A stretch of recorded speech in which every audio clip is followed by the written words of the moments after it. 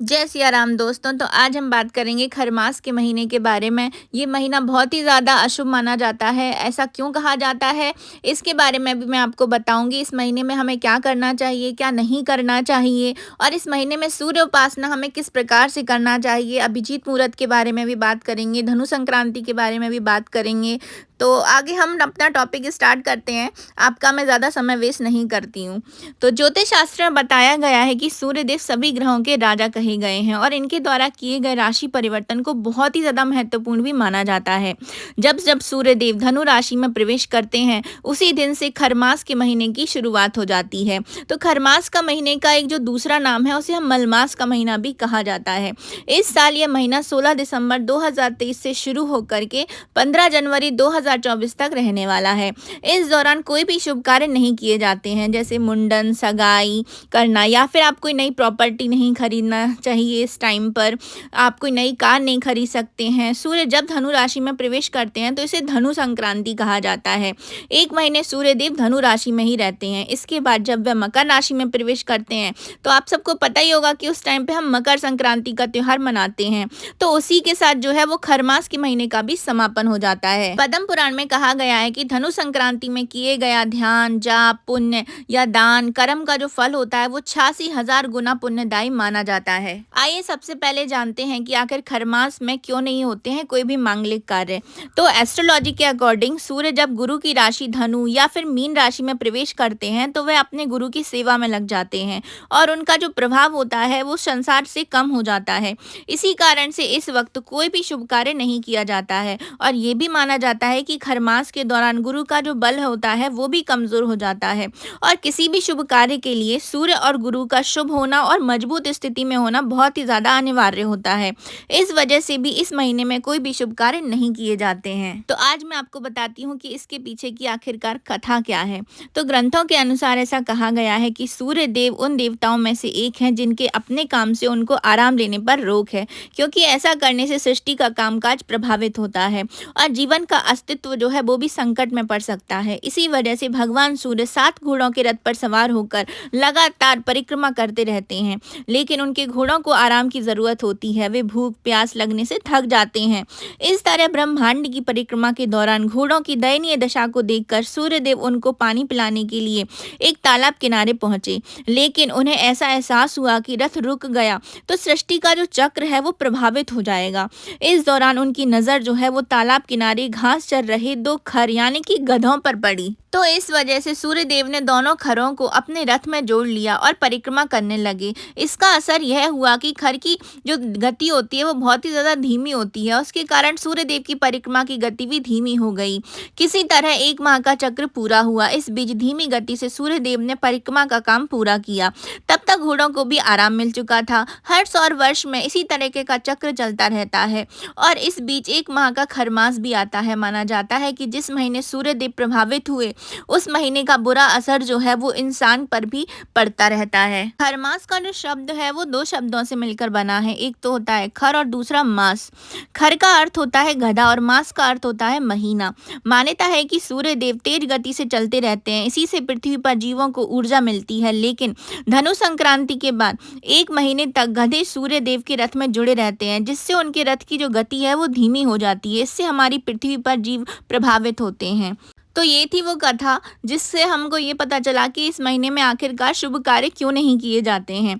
तो आइए अब जानते हैं कि इस महीने में हमको क्या क्या नहीं करना चाहिए। खरमास के महीने में कोई भी शुभ कार्य जैसे शादी विवाह नहीं करना चाहिए। इस दौरान की गई शादियों में नवविवाहित जोड़े को ग्रहों का शुभ फल नहीं मिलता है और गुरुदेव का आशीर्वाद भी नहीं मिलता है, क्योंकि वो एक बहुत ही कमजोर स्थिति में इस वक्त पर होते हैं। खरमास में सिर्फ विवाह ही नहीं बल्कि सगाई या गृह प्रवेश, जनेऊ और मुंडन जैसे कार्य भी नहीं करना चाहिए। सूर्य जब धनु राशि में आते हैं तो सूर्य अग्नि तत्व की राशि में होने के कारण अग्नि तत्व की जो वृद्धि होती है वह अत्यधिक बढ़ जाती है। यह युति शुभ फलदायी नहीं मानी जाती है। खरमास महीने के दौरान आपको नए घर के निर्माण कार्य से या फिर नया घर नहीं खरीदना चाहिए। यदि आप इस दौरान खरीदने का विचार बना रहे हैं कोई भी नया घर, तो आप इससे बचें, क्योंकि जो लोग इस दौरान नया घर खरीदते हैं उनको वास्तु दोष जरूर से लग जाता है। खरमास महीने के दौरान आपको नई गाड़ी, कोई भी नया वाहन भी नहीं खरीदना चाहिए। यदि कोई ऐसे लोग हैं जो खरमास महीने के दौरान नई गाड़ी खरीदते हैं, तो ऐसे लोगों को दुर्घटनाओं के योग बनने लग जाते हैं। इस समय जो है मौसम में भी बदलाव हो रहा होता है, तो ऐसे में आपको तामसिक भोजन से दूरी बना करके रखना चाहिए।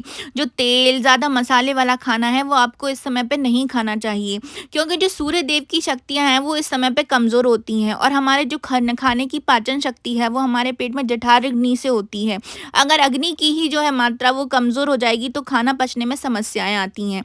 तो इसलिए आप तेल मसाले का खाना या फिर तामसिक खाना खाने से बचें। सूर्य देव को आत्मा का कारक ग्रह माना गया है, ये पिता का कारक भी कहा जाता है। वहीं गुरु को धर्म का कारक ग्रह बताया गया है। इस समय को जो है आत्मा से परमात्मा के मिलन का समय माना गया है।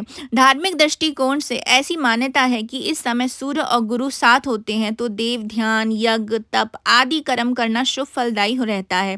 जब सूर्य गुरु की राशि में होते हैं तो इस दौरान सांसारिक कार्य से अपना मन हटाकर धर्म और अध्यात्म में मन लगाना चाहिए। आइए अब मैं आपको बताती हूँ कि इस महीने के दौरान हमें किस किस की पूजा करना चाहिए, कैसे करना चाहिए।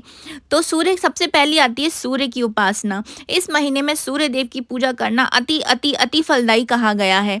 इस महीने में रोजाना सूर्य देव को अर्घ देना चाहिए, इससे आपको कभी भी रोग दोष नहीं होंगे। धार्मिक मान्यताओं के अनुसार इस महीने में नित्य प्रति सूर्य देव भगवान की पूजा करना और आदित्य हृदय स्त्रोत का पाठ करना बहुत फलदायी माना जाता है। उत्तम स्वास्थ्य, शिक्षा, संतान और यश कीर्ति की प्राप्ति, सामाजिक प्रतिष्ठा, प्रतियोगिता में सफलता, करियर में कामयाबी के लिए लोगों को प्रातः उगते हुए सूरज को उनकी आराधना करनी चाहिए। दूसरी आती है श्री कृष्ण जी की पूजा। खरमास में भगवान श्री कृष्ण के मंत्रों के जाप से आपको कभी भी किसी भी समस्या का सामना नहीं करना पड़ता है।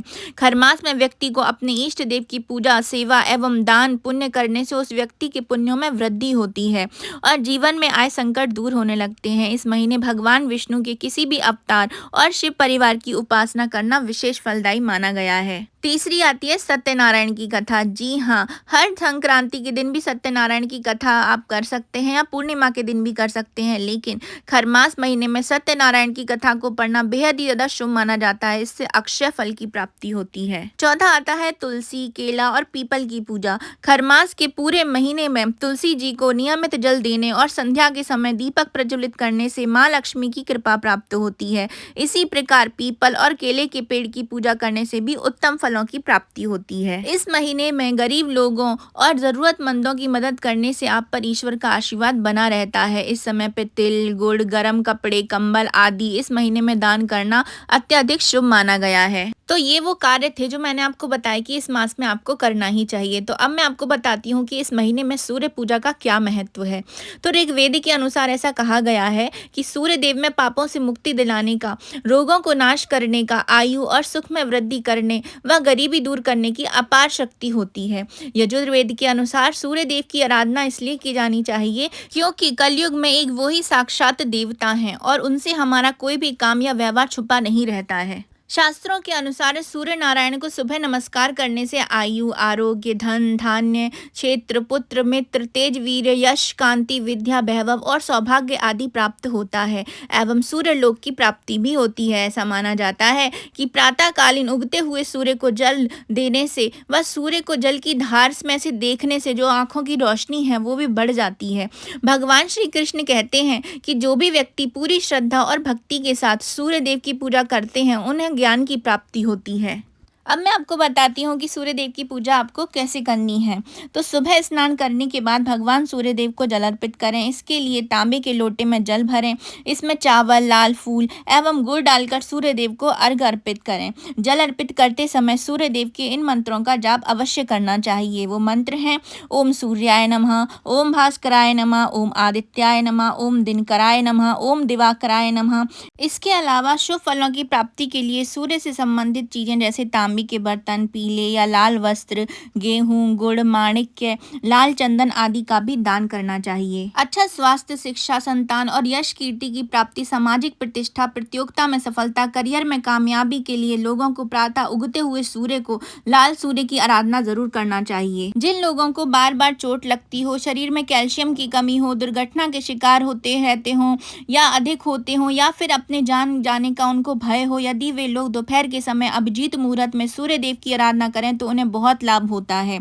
संध्या काल यानी कि शाम के समय में सूर्य की आराधना करने से प्राणी को जीवन पर्यंत अन्न, जल एवं भौतिक वस्तुओं का पूर्ण सुख भी मिलता है।